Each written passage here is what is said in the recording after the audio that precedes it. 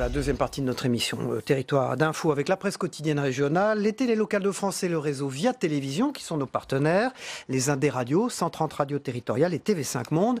Et l'invité politique en direct sur ce plateau ce matin, c'est Luc Carvounas. Bonjour et merci d'être avec nous. Bonjour. Vous êtes député PS du Val-de-Marne et fondateur de la gauche Arc-en-Ciel. Merci d'être avec nous ce matin pour vous interroger. Oriane Mancini, la spécialiste politique de Public Sénat. Bonjour Oriane.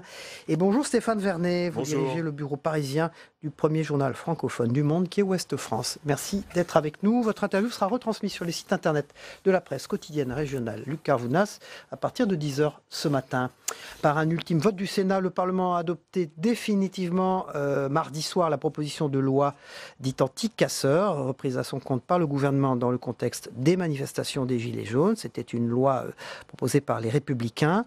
Question, est-ce que le Conseil constitutionnel qui va être saisi vous rassure au fond? Est-ce que c'est une démarche qui a tendance à vous rassurer, vous et vos amis de la gauche? Alors, avant de vous répondre, je rappelle à celles et ceux qui nous regardent que déjà, il y a eu cette loi anti-casseurs sur l'initiative de Bruno Retailleau ici au Sénat. Oui, tout à fait. Et moi, je me souviens des débats il y a un peu plus d'un an à l'Assemblée nationale, au moment où, vous savez, l'état d'urgence entrait dans le droit commun. On nous expliquait, alors à l'époque c'était Gérard Collomb, que l'arsenal législatif serait largement conséquent pour finalement gérer tous les maux. Et puis il y a eu cette initiative très politique, très politicienne de LR au Sénat ici, qui a été reprise à son compte par Christophe Castaner, très bien, et qui aujourd'hui, vous l'avez rappelé, a été votée conforme parce que LR voulait que cette loi ici au Sénat soit votée et que le débat s'arrête là. Non, moi je suis... Mais depuis on a appris que le président de la République, la gauche avait saisi le Conseil constitutionnel. Donc est-ce que ça vous rassure? Le président de la République fait de la politique, il fait une prise de judo. Il savait très bien que les oppositions allaient saisir, notamment sur l'article 2, le Conseil constitutionnel. Vous savez, c'est cet article qui dit quoi finalement? Qui dit tout simplement que ce sont les préfets qui donneront un avis de pouvoir ou pas manifester et non les juges. C'est extrêmement grave ce qui est en train de se passer dans notre pays sur le terme des libertés.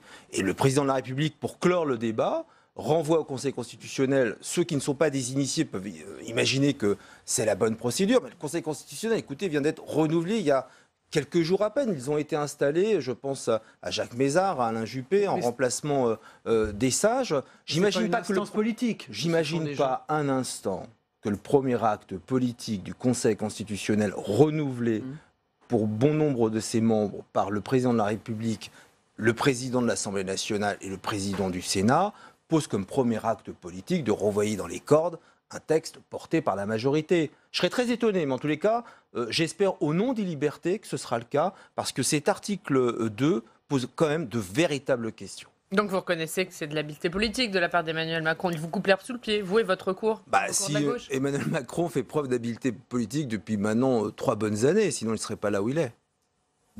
Et vous espérez du coup, parce que vous dites, je n'imagine pas, mais vous espérez que le Conseil constitutionnel censure ?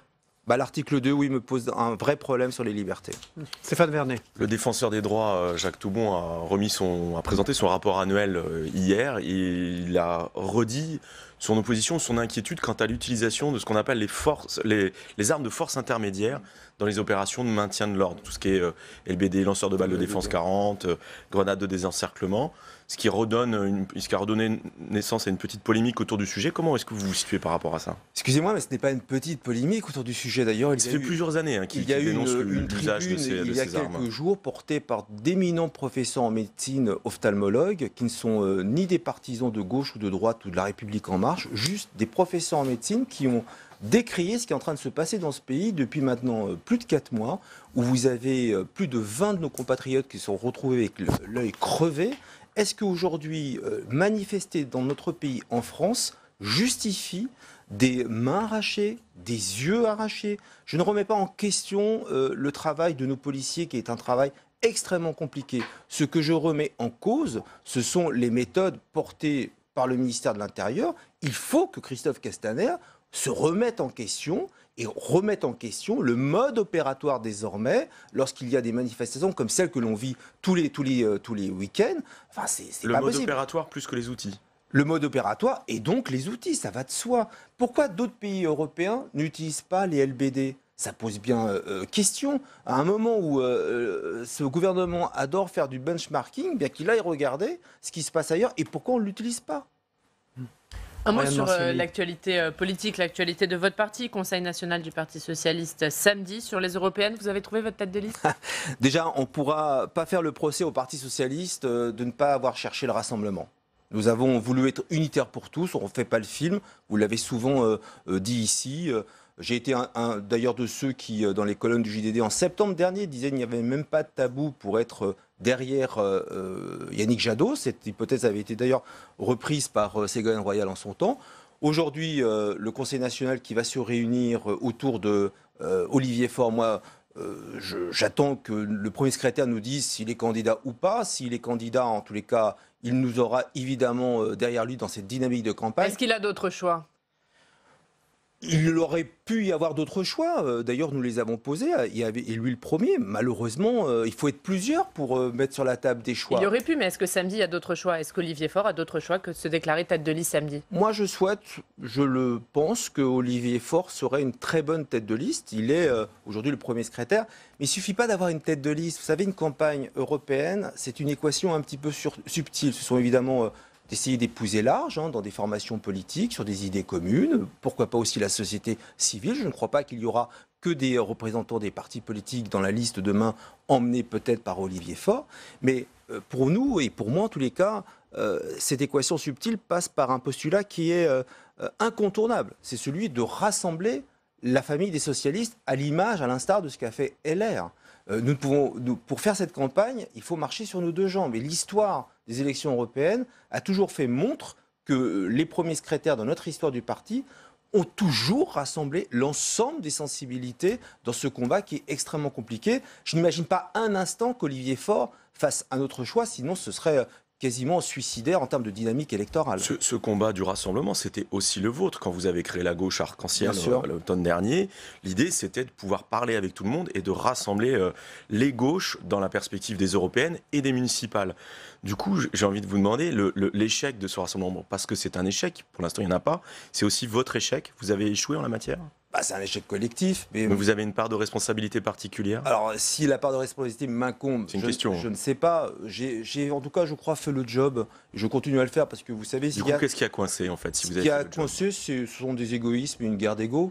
Des questions de personnalité? C'est pas l'affiche qui est trop petite, c'est les têtes qui sont trop grandes. De qui? Vous parlez de qui? De tous ceux qui n'ont pas voulu, que ce soit mes amis d'Europe Écologie, les Verts, mes amis de Génération, du Parti communiste. Vous croyez que sur la question européenne, la gauche française n'avait pas des points de convergence, lesquels? Sur les services publics, sur la question des travailleurs détachés, sur le glyphosate et les questions d'écologie, sur les Paradise Papers et l'évasion fiscale, sur la question des migrants. Sur tous ces sujets-là, la gauche ne pouvait pas converger. Pourquoi elle ne l'a pas fait? Eh bien parce que je pense que les militants, les sympathisants, le peuple de gauche a été pris en otage par ceux qui dirigent aujourd'hui les partis. Moi, je rends hommage au travail d'Olivier Faure, qui, lui, dans sa responsabilité de chef de parti, a tout fait pour rassembler. Aujourd'hui, ce ne sera pas un rassemblement auquel j'imaginais, que je pensais, mais ce sera un rassemblement quand même.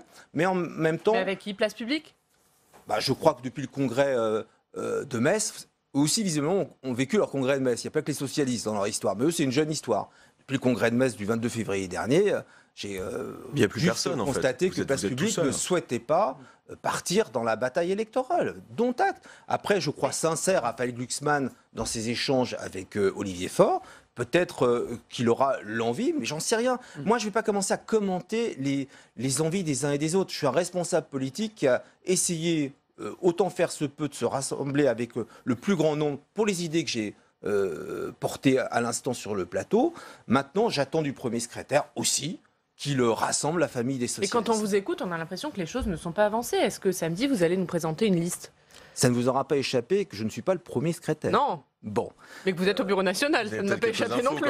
Eh bien, écoutez, moi, les infos qui sont les miennes à ce jour, c'est que samedi prochain, au Conseil national, la liste ne sera certainement pas égrenée. Moi, ce n'est pas l'information que j'ai. Par contre, je sais que nous travaillons avec l'ensemble des sensibilités des responsables autour d'Olivier Faure. Nous sommes encore vus lundi dernier pour que le postulat que je précisais, qui était celui de rassembler la famille, puisse avoir lieu dès samedi. L'objectif, c'est que samedi, on démarre la campagne.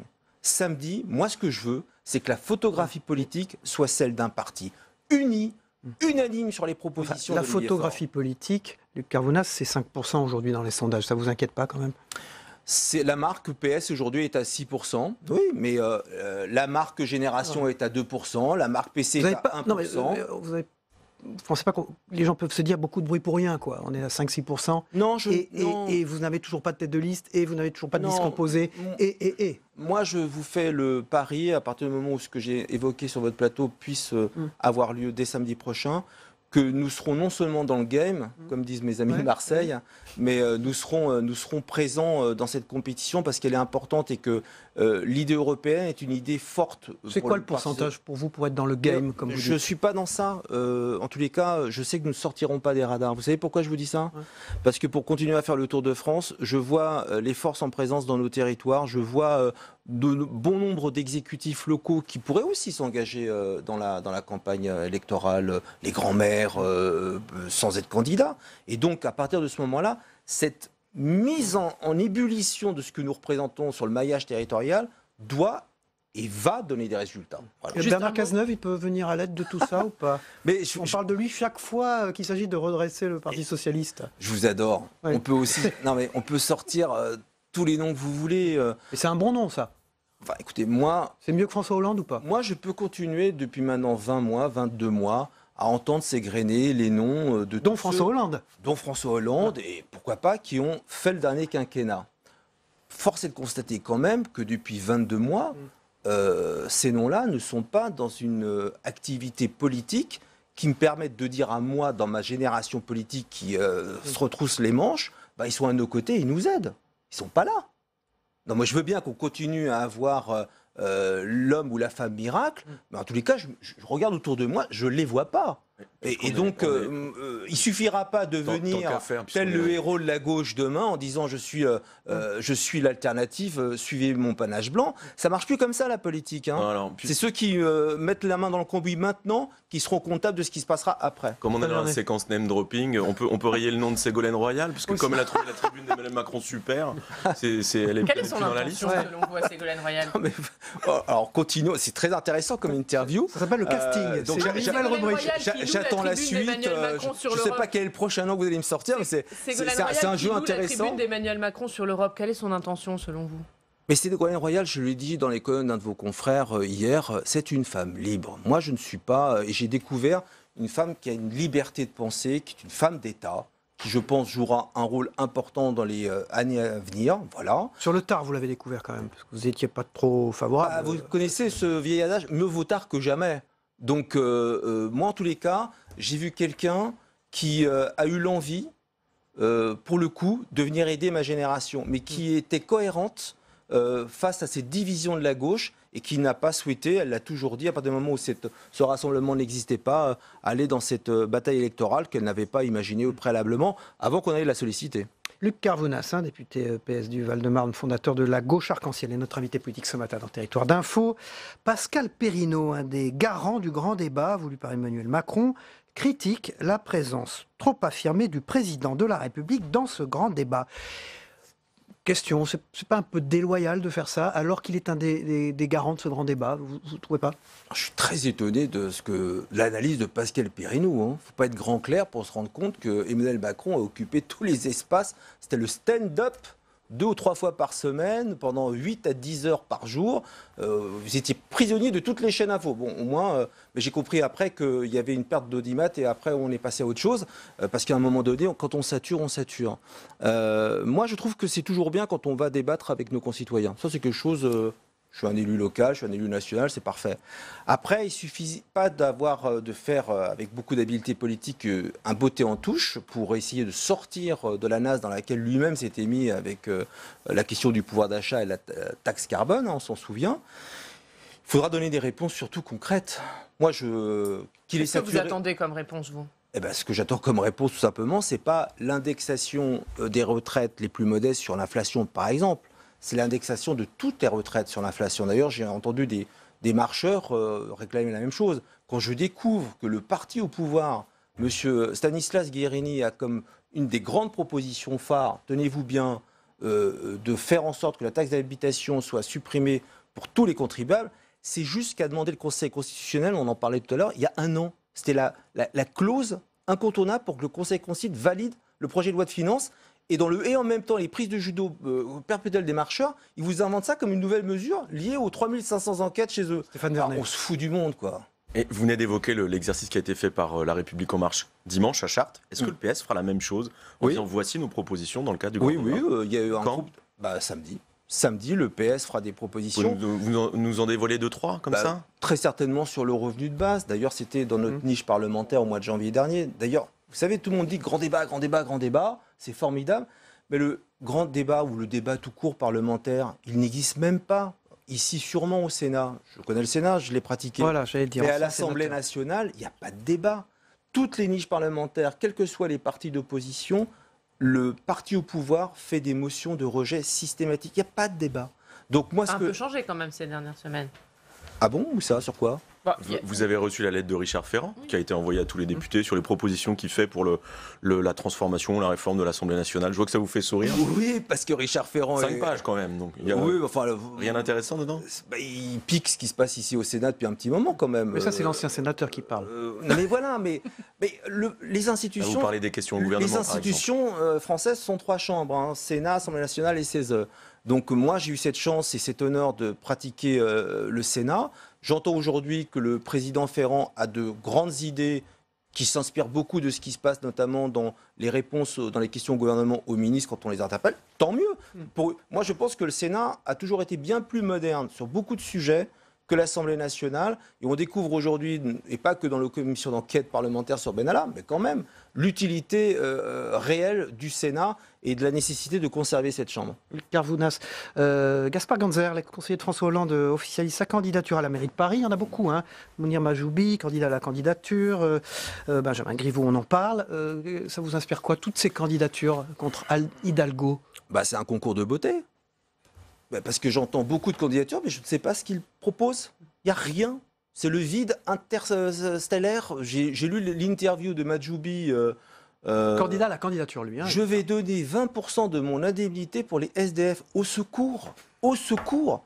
Et il veut être le maire de la capitale. Franchement, les Parisiennes et les Parisiens méritent mieux que ça. Donc vous allez soutenir Anne Hidalgo? Bien sûr, je soutiens Anne Hidalgo. Et d'ailleurs, pour côtoyer comme vous beaucoup d'habitants de Paris, il y a eu, alors pour le coup, un Hidalgo bashing il y a 1 an et demi. Chacun se rend compte aujourd'hui, sur la fin du mandat, que toutes les réalisations de Paris sont en train de trouver un écho extrêmement favorable. Et en tout cas, moi, comme député d'Île-de-France, pour le coup, je mettrai toute mon énergie à la réélection, évidemment, de mon ami Anne Hidalgo. Luc Carvounas, député PS du Val-de-Marne, fondateur de la gauche arc-en-ciel, était notre invité politique ce matin. Merci Stéphane Vernet de Ouest France. Merci Oriane Mancini. On passe au débrief de l'actualité. Je vous rappelle la conférence de presse de Territoires Unis à partir de 10h qui sera retransmise en direct sur cette chaîne, le canal 13 de la TNT, tout à l'heure à 10h. Tout de suite, c'est le débrief de l'actualité. Merci beaucoup Luc Carvounas d'avoir été notre invité ce matin. On poursuit donc deuxième partie de cette émission, le débrief de l'actualité avec, ils reviennent, Denis Caro, directeur des rédactions de Nice Matin, Var Matin et Monaco Matin, et Guillaume Doyen, directeur des rédactions de la Gazette des communes, des départements et des régions. Messieurs, la loi anti-casseurs qui a été votée par le Sénat hier soir avec le président de la République qui, comme la gauche, va saisir le Conseil constitutionnel. Est-ce que ça a été de nature à rassurer notre invité ce matin? Pas vraiment, Guillaume Doyen. Pas vraiment, non, il y voit une entourloupe, mais c'est une entourloupe d'ailleurs. Cet article 2 étant hautement suspect et susceptible de sauter, il est préférable que celui qui le porte fasse finalement lui-même la demande qu'il soit inspecté de près par le Conseil constitutionnel. Je ne suis pas persuadé que le fait qu'il ait été renouvelé, qu'il y ait Juppé et Mézard dedans maintenant, modifie sur le fond la qualité et la nature de l'examen. Denis Caro, c'est tout de même une loi et des thématiques qui sont profondément soutenues par les Français, non? Que le gouvernement a voulu. Oui, et pour cause, les images qu'on voit pendant que vous parlez, c'est-à-dire que tout ça a accéléré les choses. Oui, il y avait nécessité de mettre en place des choses et des choses fortes. C'était demandé fortement. Emmanuel Macron, là, il fait ce qu'il sait le mieux faire. Il fait du en même temps. La loi, elle est là, elle a été adoptée, elle répond à une vraie demande. Et le fait de saisir le Conseil constitutionnel, il prend les devants et il grille tout le monde et c'est un bon coup. Un petit mot sur le Parti socialiste. Donc beaucoup d'agitation, congrès samedi, implication dans le grand débat national, vous l'avez entendu, Guillaume Doyen. Tout ça pour au fond un score aujourd'hui, un crédit dans les sondages entre 5 et 6%. J'ai cru que vous alliez me dire un petit mot sur le défunt Parti socialiste. Ce ne serait pas totalement faux, vous avez raison. 5 à 6%, et mon Dieu, que d'agitation, même pour définir une ligne, un procédé, etc. On dirait qu'il continue à creuser une tombe qui est déjà aux trois quarts faite. Donc la situation, si vous voulez, oscille entre le désespéré et le grotesque aujourd'hui. On a vu d'ailleurs que Luc Carvounas, ce matin, qui est membre de la direction nationale du Parti socialiste, rejetait au fond l'idée que Bernard Cazeneuve, François Hollande, qu'on a reçu sur ce plateau, il était à votre place précisément, Denis Carreau, puisse aider le Parti socialiste à se renouveler, à revivre au fond. Donc il compte au fond, vous l'avez entendu, sur les élus, sur les gens de sa génération pour le redresser. Presque sur Olivier Faure, le premier secrétaire, contre lequel il a été candidat d'ailleurs, Luc Carvounas. Parce qu'il n'y a plus grand monde, comme le disait Guillaume. Mais quand il dit, Luc Carvounas, que le PS veut être dans le game, il n'y croit pas lui-même. Donc le PS est totalement isolé aujourd'hui. Et effectivement, les gesticulations autour, et notamment de François Hollande, on voit bien que le PS veut le tenir à distance. Mais avant de trouver la clé, il y aura du temps. Je comprends pas, parce que j'entendais, je lisais que Bernard Cazeneuve, l'ancien Premier ministre de François Hollande, était une solution pour le Parti socialiste. Ouais. Une solution quoi? Pour la présidentielle, pas pour les élections intermédiaires? Une solution pour achever de ridiculiser ce parti. Je pense faire revenir ceux qui ont participé qui ont accéléré son déclin à vitesse grand V.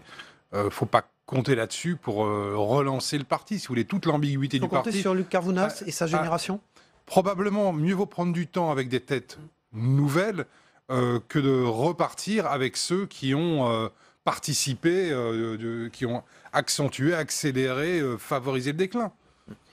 On passe à un sujet européen qui est le Brexit. Les députés britanniques, vous le savez, ont rejeté l'accord du Brexit.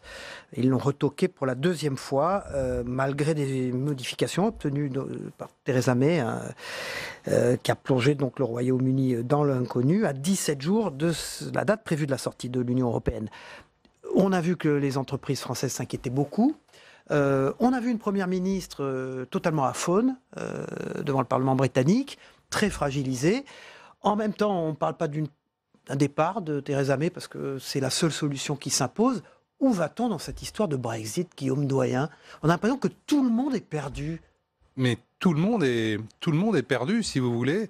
Et la complexité des débats britanniques internes est telle que pour bien les comprendre, il faut quand même relire un certain nombre de fois un certain nombre de papiers. Et deuxièmement, on ne peut pas se permettre, si vous voulez, d'entrer dans une situation de conflit avec les Britanniques, entre l'Europe et les Britanniques. C'est juste pas possible. Entre eux ne sont pas capables de s'entendre. Je regardais le calage des voix, c'est 391 voix contre 242, c'est-à-dire une très forte majorité. On voit les images pendant que vous parlez. Elle a été carrément mise en minorité. Normalement, un Premier ministre britannique démissionne dans ces cas-là. On n'a pas de scénario de sortie, c'est-à-dire ni entre eux, ni même entre eux et l'Europe. C'est aucun accord du tout. Imaginez d'ici 29, une sortie sans accord serait absolument catastrophique potentiellement. Éventuellement un report, mais pas trop long parce qu'il ne faut pas arriver jusqu'aux élections européennes. Parce qu'il faudrait quand même pas qu'ils réélisent les députés européens. Ça serait quand même assez spécial. Ou un second référendum, ce qui reviendra à piétiner quand même un des fondements de la démocratie britannique. C'est quand le peuple a parlé. Il a parlé. Donc, vous voyez, on n'a pas de sortie possible. Avec des marchés financiers totalement sous tension depuis cette affaire de vote. Oui, et puis des entreprises qui ne savent pas sur quel pied danser. Il y a à la fois une vraie inquiétude parce que énormément d'incertitudes.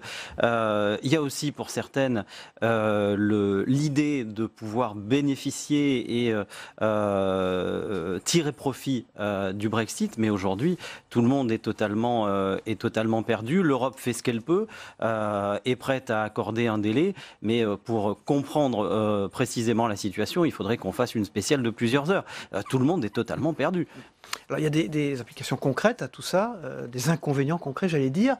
Depuis quelques jours, on voit bien que pour aller prendre l'Eurostar, c'est une catastrophe, avec ce mouvement des douaniers qui font que les fils s'allongent. Et ça, j'allais dire, Guillaume Doyen, c'est rien par rapport à ce qui pourrait arriver. Ah oui, rien. Europe, c'est juste une petite Union européenne indication. ou pas, l'imbrication des économies, elle est absolument totale, si vous voulez. Il faut bien faire circuler les marchandises entre le continent et la Grande-Bretagne.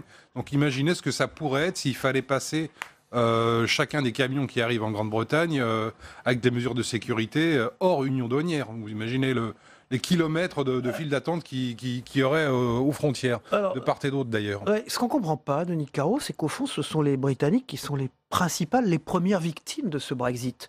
On a vu la livre britannique, par exemple, qui a plongé face à l'euro et au dollar. On voit les entreprises anglaises qui commencent à perdre des parts de marché, carrément. Oui, et puis des grandes entreprises internationales comme Honda qui annoncent leur retrait. Et ce n'est qu'un début.